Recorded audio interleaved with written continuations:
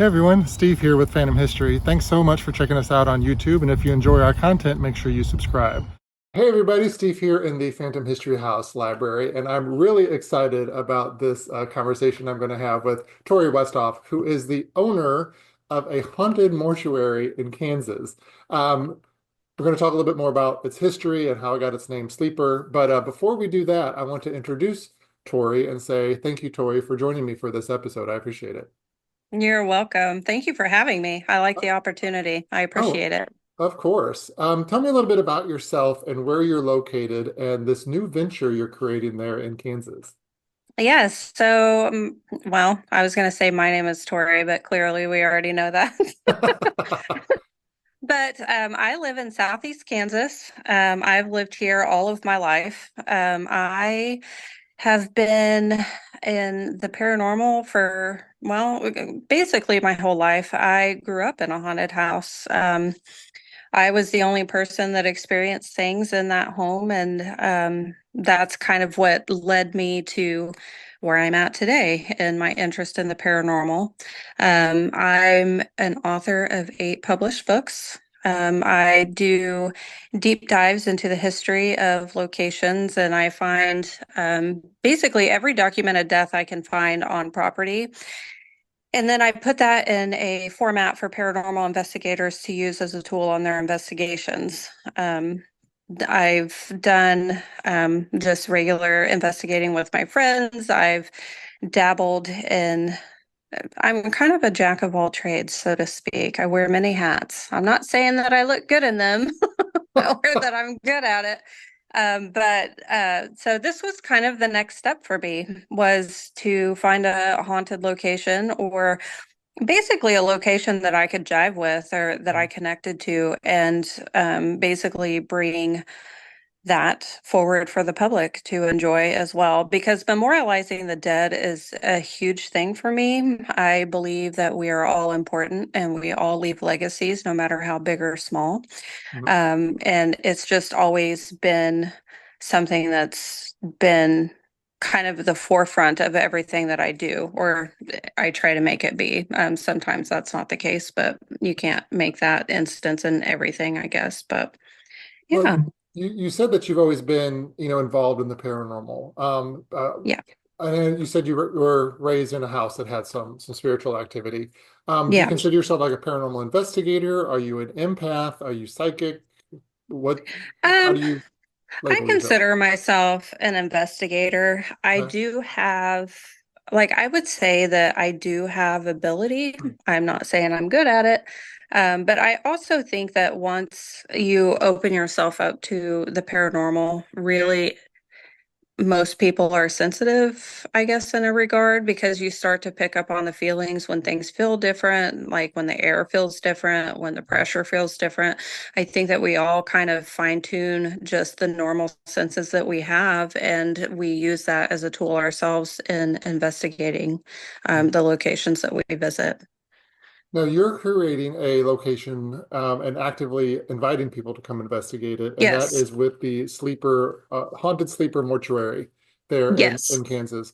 So I did a little bit of research, just basic information that's on your website actually, about some Uh-huh. of the history and the background, which was really informative. So thank you for having that available to everybody. Yeah. But it sounds like, and I'm going to have you kind of talk a little bit about the history in your own words, but it sounds like it was built and used as a mortuary before it had these other, uses later on in life. Yes, Yeah. yes, it did. I actually came across this building by accident. It was not it wasn't really even a planned thing.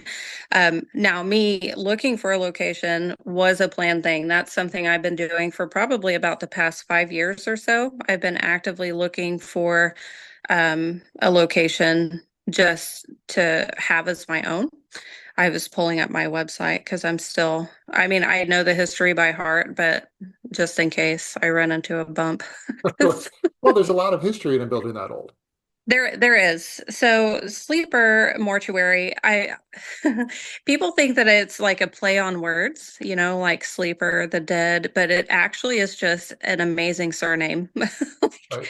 it is an amazing surname. Like I hit the lottery in surnames with this place. The original building was built in 1886 by Lyman Sleeper.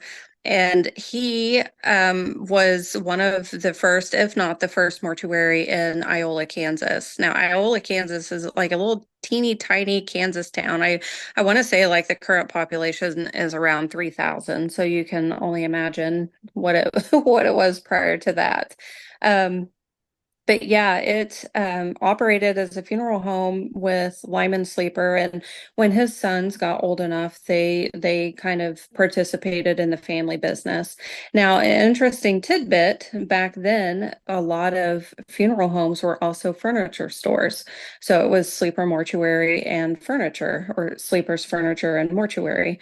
And he was actually quite the popular furniture maker back then. People would travel from all over to come and buy his furniture.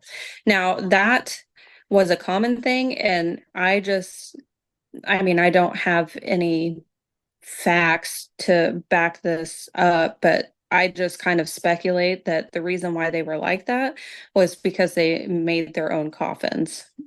And Right. that is why.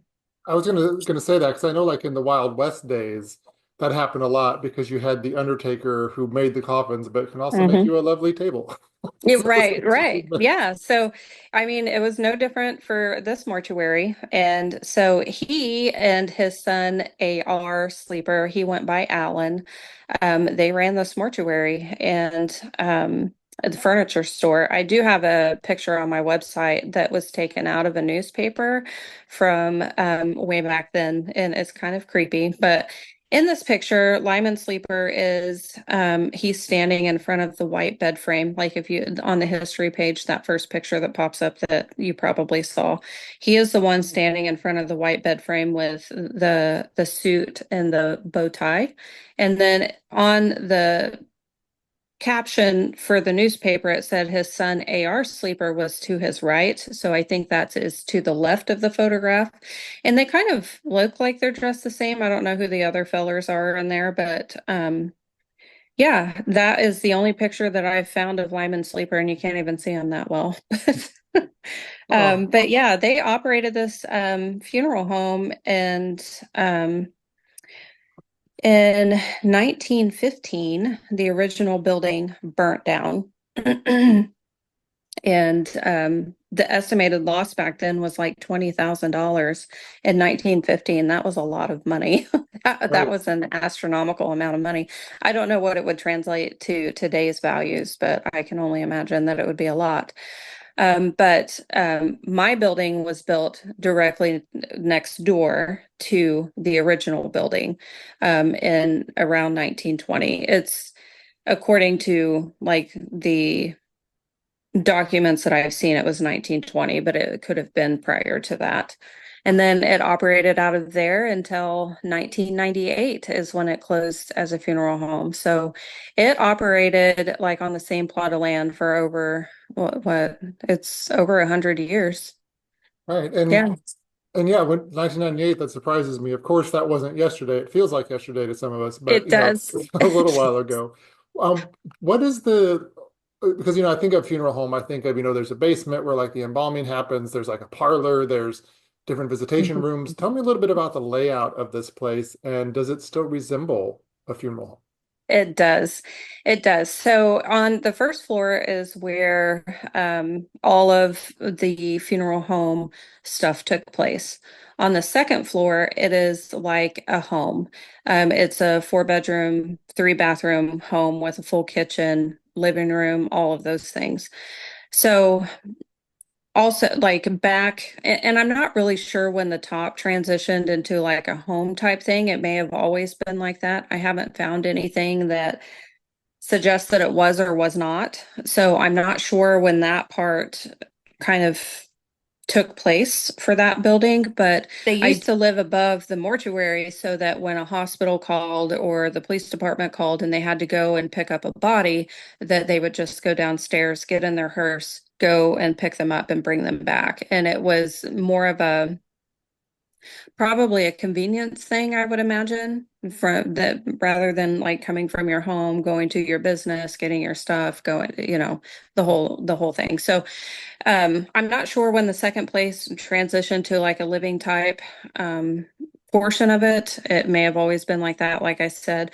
But the first floor, there's two sets of doors. You have like a double door and then a single door. The double doors, when you walk in, is kind of like a little um, I don't know what the formal fancy term for it is, but it's just like a little entryway. And you have a door to directly in front of you, you have a door to your right and a door to your left. And you basically pick one of those doors to keep going. So if you go directly in front of you, it's a long hallway. And that runs directly next to the chapel area. If you go to the right, it's you enter into the chapel area. Now, the chapel area is very long. It's not as wide as it is long. And there's doors along the side where I imagine that like people would walk down to do the viewing and then they would hit the door at the end and then go back down that little hallway to come back around and sit down, is what I imagined it to be. They also, like if you went to the left, it was kind of like an office area when you're on that front patio. And it has a beautiful set of spiral staircase that goes up to the second floor from that area as well. They also had, I don't know what the formal term for it would be, but it was like a showroom for like their caskets and stuff. So like when you were trying to plan services and things like that, you could go into this room and, pick your caskets and stuff. And in that same room, you also had like a stairway that goes up. And that's where they would do all of their flower arrangements for their funerals. So they did it all in-house. Now, the embalming room is still intact. Excuse me. It is off of kind of like the garage area. Now, the only thing that I haven't quite figured out yet is the embalming room is very, very small. Like it's not even, I don't even think it's as big as a bedroom. So I'm not exactly sure what they did with people while they were waiting to be embalmed or after. I have not found any area that has like a refrigerator type, where they would have the body, because I mean, you can't just have them at room temperature. right. For people that I mean, just for people that don't know about the process of taking care of the dead and embalming and all of that stuff. You can't just put people like somewhere. They have to be cooled, otherwise they start to decay. Right. So I haven't found an area where that part of it would have taken place. So I'm not sure. I still have a lot of discovering to do. I don't actually get the keys to it until January. I'm under contract. The sale is going to go through. I'm just waiting on my opportunity to really get in there and figure stuff out and try to figure it out. I don't know that I will ever figure it all out, but that's the goal. So, Well, yeah, it sounds like you still need to get yourself familiar with the building and kind of learn the yeah. layout. But I know that you wanted to find a place that had hauntings connected to it. And not a lot of real Yes. estate agents will say, oh, come by my haunted building. So I'm Right. curious, how did you know that this place has some spiritual attachments to it? And have you experienced anything there yet? I know you've only been in it briefly. Yes, I actually have experienced stuff in the building just on my walkthrough, and that's actually what made me put an offer in. And and there's actually some really cool backstory. I mean, it's not cool because I mean of the circumstances, but it is cool in regards to how I got here, I guess. Hmm. So I mean, I guess your podcast is going to be you heard it here first type thing because I don't really share it. Okay. But first things first, my realtor, she is also a paranormal investigator and she is the owner of McIntyre Villa in Atchison, Kansas. So I kind of had a little bit of a head start. Now, I don't know how it would have went if I would have just seen a realtor and been like, hey, can I go look at this? By the way, I'm going to be bringing a bunch of gadgets and gizmos with me just to see if I can get kind of like, see if there's ghosts in here. Stephanie very much will participate. And she went on many adventures with me looking at buildings and trying to figure these things out. So that's kind of how I got that part of it was I just am fortunate enough that my realtor best friend, she is my best friend in real life anyway, that it just kind of worked out that way. So if you're in Kansas and you're looking for a haunted building, she is definitely your girl because she will participate and it's fun. It's a lot of fun.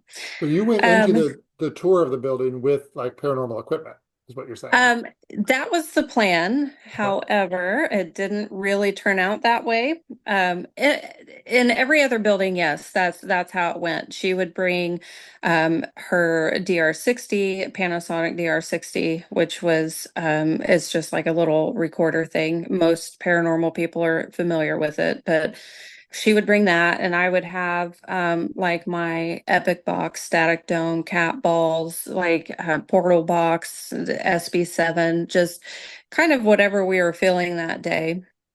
And then we would investigate the place for like an hour and see if we got anything, and that kind of determined whether or not it was in the running for me to purchase. Now, a lot of other things also went into consideration with that, with like size and that stuff, because I wanted something that was big enough to where people could come together as a group. Mhm. Because as we know, like renting these things, paranormal is not a cheap hobby. It really is not. It is very expensive, and it's expensive for owners too. I mean, just maintaining property, just mortgage payments, all of that stuff. I mean, it's expensive. But anyway, so when we went into the mortuary to do the tour of it, look at it, see if it was something that I wanted, um, the seller's realtor was also present, which there and there was reasons, and they currently are still on premises. When is this releasing? This will Is come it out the first Sunday of January. the first Sunday? So it's like Okay. the fifth, I think. Okay. So I was just going to withhold the information, but he was in a band and he had a lot of instruments and that kind of thing. So I could see his reasoning on why he didn't want people just walking around by themselves. Like I get it, because at the end of the day, there are some humans that are going to be just not great humans, and I understand. So, with that being said, with the seller's realtor there, we couldn't really do a whole lot. We had a recorder running in our bag, but it wasn't anything that he was aware of, just to see if we would catch any disembodied voices or excuse me, EVPs, not disembodied voices, but EVPs on there. But I didn't really want to come forth and say what exactly I was buying the building for because I didn't want to not be considered as a buyer because of those reasons. And I also didn't want somebody to see an idea and take it from me too. So those were my reasonings for not really being upfront about what exactly I was wanting the building for. Um, but while we were standing there, it was me, my youngest daughter. She was touring with me when we were looking, and my realtor stuff, and then the seller's realtor was on premises, and we were standing there talking, and I heard what I call a scream whisper, and it was no discernible words. It just goes, and I was like, I looked at my youngest and then I looked at my realtor and she's looking at me and we're like, we all heard this. And then we all look at the seller's realtor to see if he heard it as well, because nobody said anything at this point. And we were just kind of looking around. We're like, oh yeah. Like, oh yeah, like it's on, right? Um, he heard it, he acknowledged it, and he turned around and he goes, "Well, we're the only people in the building. I don't know who would be here." And he turned around and he walked away to go find the source of the talking. And me and Stephanie were like, "Yes, yes." Like, and we didn't say anything. But he came back, he's like, "I don't know. I don't know what it was. It must have been a cat or something. Like, I don't know what it was." And we just kind of went on about our day. Like, we just went on with the tour and we were looking at stuff. But that is the first experience that I've had in there and the only one thus far. This building has never been investigated by paranormal investigators. It's never been, to my knowledge anyway, it's never been subject to just people coming in and trying to talk to ghosts. So I bought it on that principle or that experience and just also the story I'm about to tell you. Um, but the owner did report seeing a shadow figure in the second floor. He said that he saw it on a quite frequent basis, but other than that, he said that he hasn't really noticed anything. Um, Now, whether or not I don't know if maybe he didn't notice because he wasn't looking for it in particular, or if maybe I mean, in my mind, based on the experience that I had, it's like were things happening and he was just writing it off as other things, which, when you're not looking for them or you're scared of them or whatever the case may be, then I feel like that is a valid um, thought process to like blame it on something else, or at least I feel like it would be. Right. Well, we're always trying to find, the logical answer of what it was we Yeah. experienced or heard or saw. And I'm curious, you've done a lot of history work on this building. And, and I know this is a total guess because you need to get in there and do more investigations. You need teams to come in. But I've heard conflicting reports on former funeral homes or current funeral homes that they're Hmm. very quiet because the tragedy happened elsewhere and therefore there's no Hmm. spirits. But I've also Sorry heard on about the that. other side that, it's very emotional space and, there's laughter, there's crying, so that generates, spiritual attachments and things. So Hmm. curious what your take is on that and who you hope to discover is haunting the building. You know, like I've thought about that too. And what I can prove is that I do know that just shy of 2,700 funerals or lion states have taken place in that building, or most of them took place in that building. Some of them took place next door. I do know that with the living, we are energy, right? Everywhere we go, we leave this energetic imprint, if you will. Like our lives are, like if you look at the human body, um, and like our heart runs off of electricity. I mean, it's just all energy.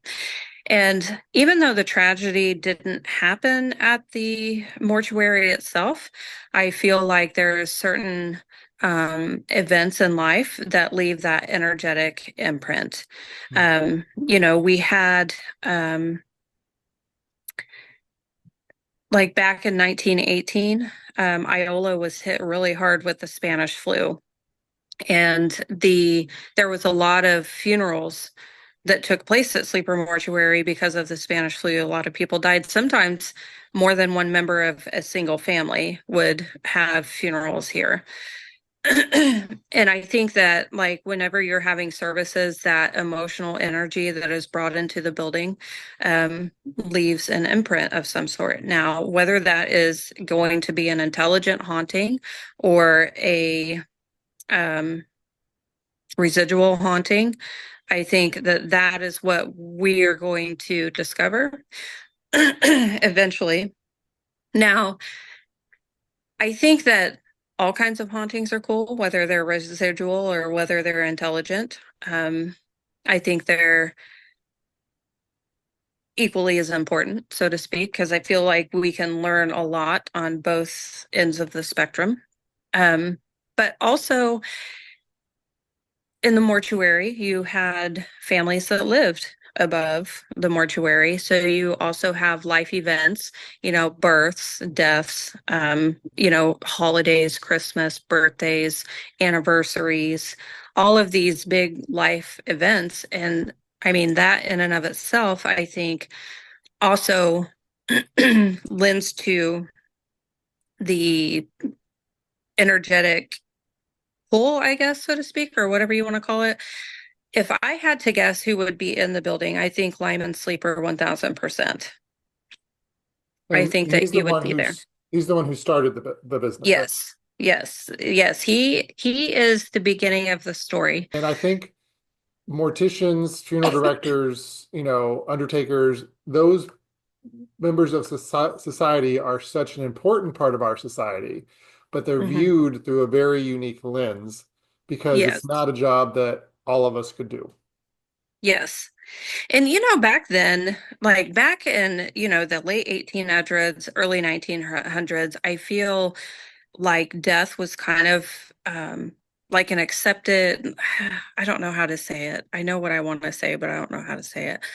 Like it was expected. I think that it occurred so often because we didn't have the medicine back then that we do today, and we didn't have the healthcare, and we didn't have the knowledge to sustain people that were suffering from ailments, or we didn't have the technology to help them whenever they got hurt or were suffering, car accidents or whatever. So we didn't have all of the things that we have today. So I feel like death was more of a commonplace back then. And I mean, while it was sad, I don't think it was as necessarily as sad back then as it is today. Today, when people pass away, we're incredibly sad. And I'm not saying they didn't have those feelings back then, but I feel like they were desensitized to it, I guess is a better. I think you're right because you look back at, families during that time period where they had multiple children hoping that one or two would make it to adulthood. Yes, So it yes. was kind of like playing the odds with lives, and Yeah, I'm sure they mourned the children that didn't make it past, a year old or yeah, whatever you might have. But again, it wasn't an unexpected thing. So it's an interesting way to right. look at it.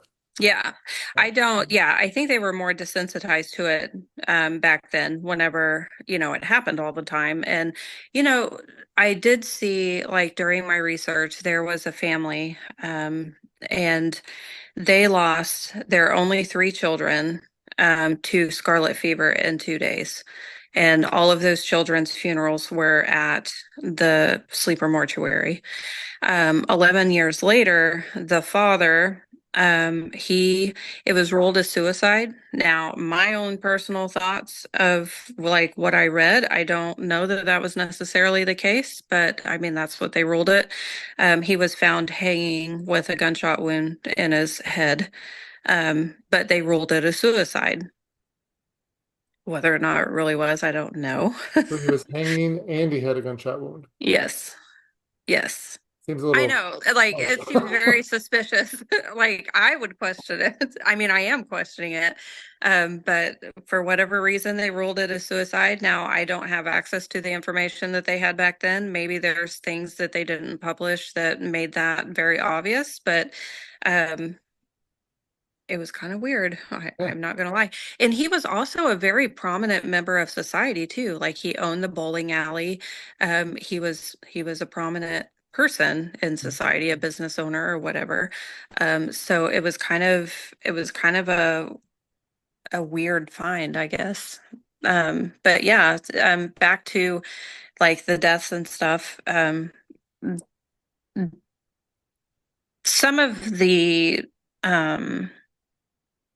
I think back in the early days, people couldn't necessarily afford funerals at funeral homes. A lot of funerals took place at their family homes. I did see a lot of that because I would cross-reference, death announcements, and I would search that name and try to see if I can figure out where these funerals were taking place at. A lot of them took place at family homes. That's where they would have the services. So, like in the early days, there wasn't a whole lot of funerals that took place at the mortuary itself. But I'm also trying to discover if maybe like when people would pass away, if they would go to the mortuary for like preparation and then they would go back to the family residence. I'm not sure how they did that. I'm still looking into that and still trying to figure that part of it out. Well, and to your So, point, there may have been a room where they had to go and pick out the casket, and the casket has to get delivered to the home or hmm get the person in the, hmm there's some logistics to work out there, yeah. even if you have the viewing in your home. And I'm curious what your take is on this. And again, I know it's speculation because active investigations haven't really happened yet, but there's a belief in the paranormal world that the more you investigate a place or the more you open that possibility up, the more chance of things happening. Um, hmm so I'm just interested on your take on this location. Do you think that not to it's an overused word, but I'm going to use it. You're going to conjure up something. You're going to tell these hmm spirits that, hey, we're here and we want to talk to you. What's your take on that? Is that one of your hopes? It is. It is. And I do believe that. I wonder, like just in every day. Now, I will tell you that touring and looking at all of these different buildings over the last several years, I have gotten EVPs in every single house that I was in. I've gotten evidence, I guess, of the dead. Which was interesting to me because then it also begs the question of so like even in your home now, like I don't know if you live in your venue or not, but in your home now, if it's separate from that, you probably have ghosts in there that you're just not aware of. And like how often do they try to interact with you? And we're just not thinking on that level. Not that we're not aware of it, but that's just not on our agenda. It's just not in our field of thinking. Because when you're at home, you're thinking about what are we having for dinner tonight? What like who has what to do? Like so and so has to go to the store. We need this. We need that. I got to do that. And so with our everyday life, we're just not on that's just not even in our field of view because we're so worried about all of the other things that we have to get done. Right. So it makes me wonder how often spirits reach out to us and we're just not aware that that's what they're doing. So I do wonder how active it is going to get. And I hope it does because I also feel like the dead, they want to talk too. Like I would want to talk because clearly I like to talk. As in life, as in death, as they say. Right. Clearly I like to talk. So I feel like even on the other side there's things that like we're curious about them. We're like, "Hey, what's going on today? Is it cold where you live? What's good? Like what do you see? How is it?" We have all of these questions and maybe they have all of the same ones. Like for us, it's like I mean, I guess they've lived before, so they kind of know the answer. But I mean, Right. back in 1886, they didn't have MacBooks. Like maybe they have questions. You know what I mean? Right. Like I feel like communication is just, I mean, it's necessary for just interaction with other people and souls and however you want to view that. So yeah, I do think that it's going to spark interaction because they're going to be like, oh gosh, somebody wants to talk to me. Somebody's curious about me. And I have so much to say because I've been dead for 100 years and I have a lot to say, Right. you know. So And yeah, I do think that I hope that it does. And to your point about technology, I've been on a few paranormal investigations and investigations here at the B&B, which we do live in as well, where a lot of paranormal investigators will say, this thing you can touch or you can talk to Mr. or Mrs. Spirit. You can use this is how this works to explain Hmm. that technology because when they were living, they didn't see anything like that. Yeah. They didn't know what an SLS camera was. They didn't know what a Yeah. cat wall was, for example. So I think to your point, it's kind of introducing them, hey, we have new ways for you to communicate with us, and this is how it Yeah. works. Yeah. I mean, even just looking at in our lifespan, which I don't know how old you are, but I'm 44. When I was born and when I was growing up, cell phones weren't even a thing. We didn't have cell phones. We didn't even have portable phones when I was like up until, like my teenage years. We just had landlines. And I remember when computers came out. I remember when the internet was born. I like just things that like our children or our nieces, nephews, whoever, they didn't experience that change in technology. Like, I mean, kids today, like they can't live without an iPad. Whereas us, like we couldn't live without like our neighborhood friends and our bicycles. So totally different ways of life. And I can't imagine what it was like back in 1886 or the early 1900s or even 1920, 30, 40, 50. Like, I can't imagine how much things have changed and how many questions I would have if I had lived in those time periods and looking at today and what goes on today. Yeah, I mean, the world has changed so much. And one of the final things I want to ask you about with the sleeper mortuary specifically is, going back to kind of what you said before, you're opening this place up as a place for people to come in, do investigations. I mean, that's going to be the purpose of this building now is Hmm. to investigate the paranormal. How obviously you think that's a very important service to provide. Why is it so important to have a venue available for paranormal investigations? For me, it's just having that purpose, I guess. I'm a helper by nature, right? Like in my real life, outside of the paranormal that I do, I'm an ER nurse. I've been a nurse for a long time. Prior to that, I worked on an ambulance and for 16 years prior to becoming an RN.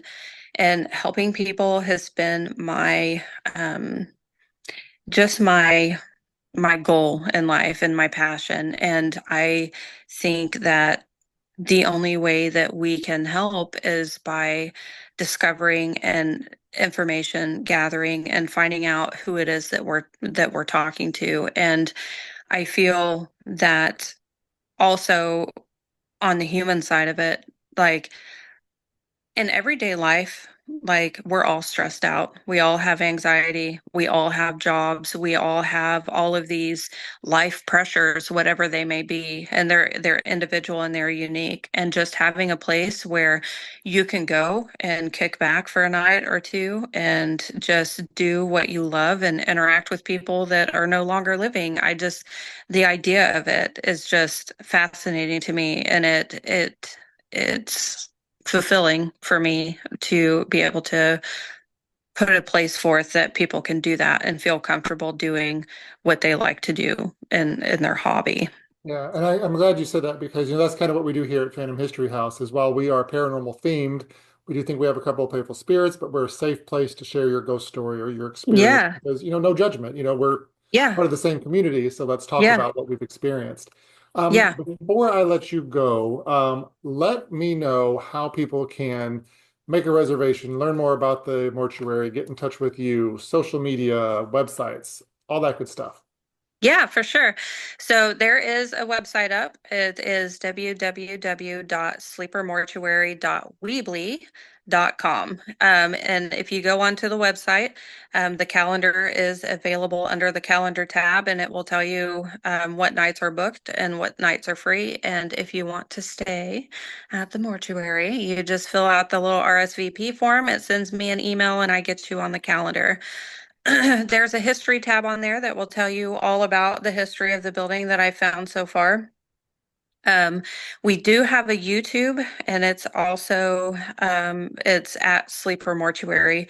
My goal is to set up all night live streams a couple of nights a month. So basically, I'm going to set up a live stream on YouTube, and I'm going to put out some equipment, and I'm going to go home with nobody in the building and just see what happens.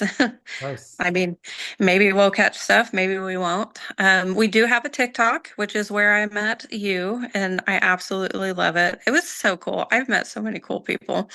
Um, but I don't know that TikTok's going to be around after January because of the whole TikTok ban. I'm not sure. I mean, if it is, it is. If it's not, it's not. But we do have a TikTok, and I'll actually go live on January 9th. I will get the keys at 9, 10 o'clock in the morning, and I'm going to do a live walkthrough on TikTok.